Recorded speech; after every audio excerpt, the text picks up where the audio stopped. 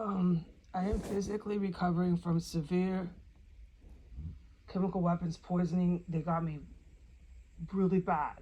In the extra room, it was a surprise. It had to be the U.S. Navy again, but just not as strong where I'm thinking I'm dying. I didn't think I was dying.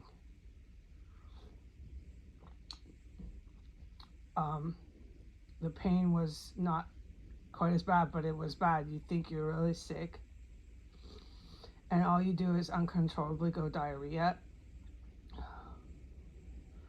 I call pee poo. I'd rather call it pee poo.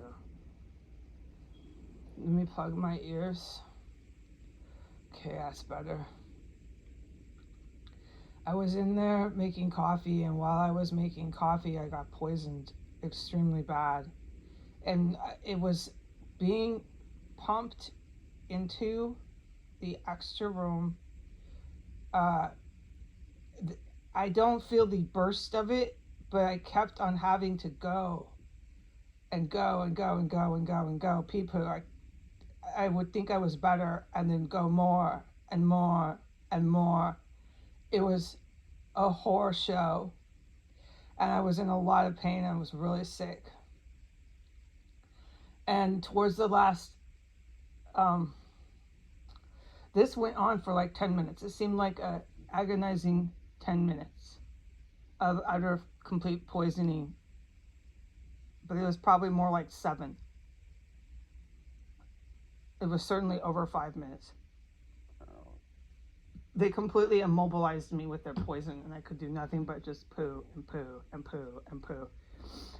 And even when I was done going pee poo, I was so sick.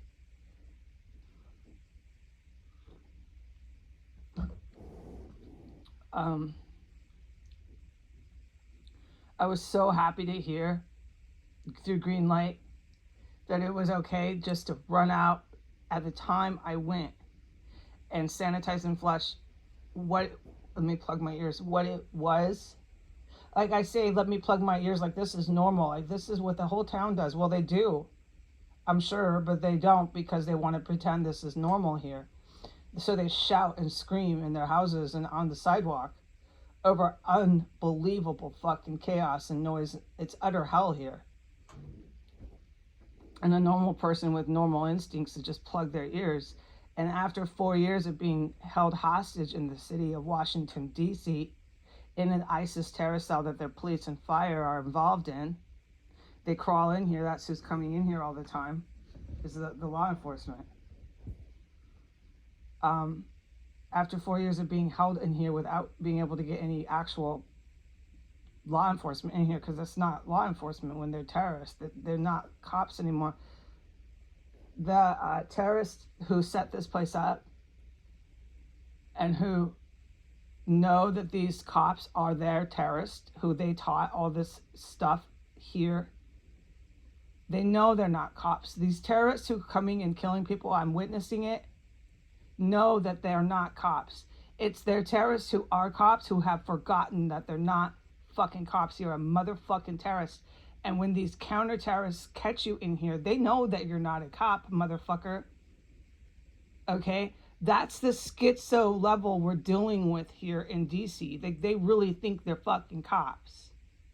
And they do terrorism too, and chop up bodies and help people who cannibalize. It's all good. It's okay. I'm still a cop. No, you're not a cop. Okay, so what we're dealing with in DC are people who are severely mentally ill. And they have thrown this around with their Hamas and their Palestine and their Saudi Arabia. It's the main driver is Saudi Arabia. They have thrown this around in the press for so many years that a 4-year-old child will call their friend mentally ill now. Everybody knows the term mental illness. Do you realize what we have to deal with now in our population, how fucked up our population is? Because little kids should not know the term mental illness and gay and lesbian. A little 5-year-old should not know what a gay or lesbian is. No, you should not, dude. And you should not know what mental illness is. Why are you teaching the kids this shit? Okay, it's so fucking out of control. So when you really do have people who are mentally ill on the books, need treatment, what do you do and where do you start in a fucking country like this? When you have cops believing they're fucking police as they crawl in holes carved out of walls to help fucking terrorists who have bombs stashed in their bathrooms. You're not a fucking cop. All right. Anyways, I know I got off I got off the track there.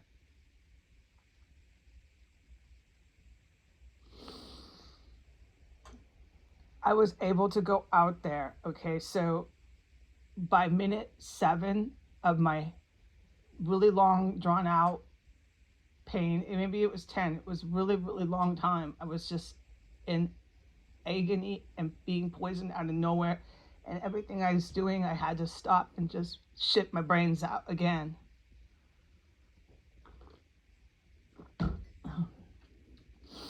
I stood up and I got a green light. It was wait 1 minute and you can dash out there. You have a few minutes to get out there. Today is one of these days where it's hit and it's miss. Maybe it'll end, but I haven't checked on this yet, okay?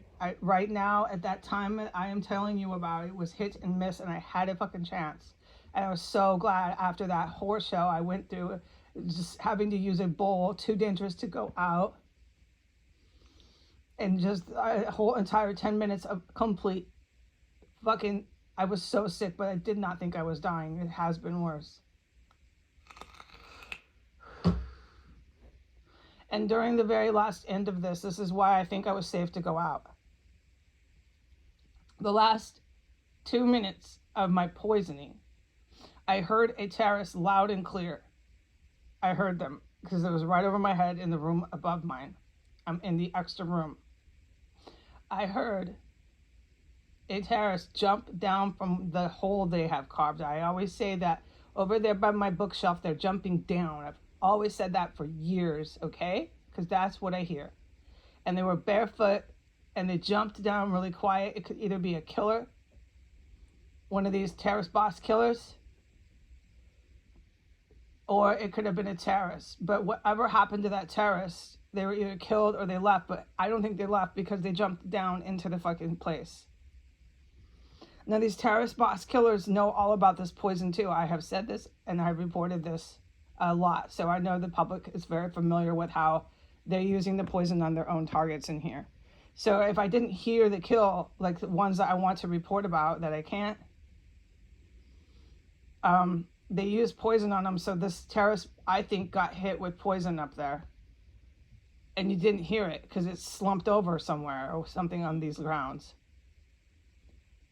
And I was able to go out just minutes after it was dead somewhere up there, the one that was poisoning me. Because what I heard was not a terrorist vacating premise. What I heard was a terrorist entering into the terrorist cell through a hole in the wall. But I did not see it, but I definitely heard a terrorist. And it was the same crap they always do. They jump in and then they start circling over my head. And I was preparing for that when I heard them jump in and I heard them take a few steps. And then I heard absolutely fucking nothing after that. Okay, so yeah, this is how dangerous it is here.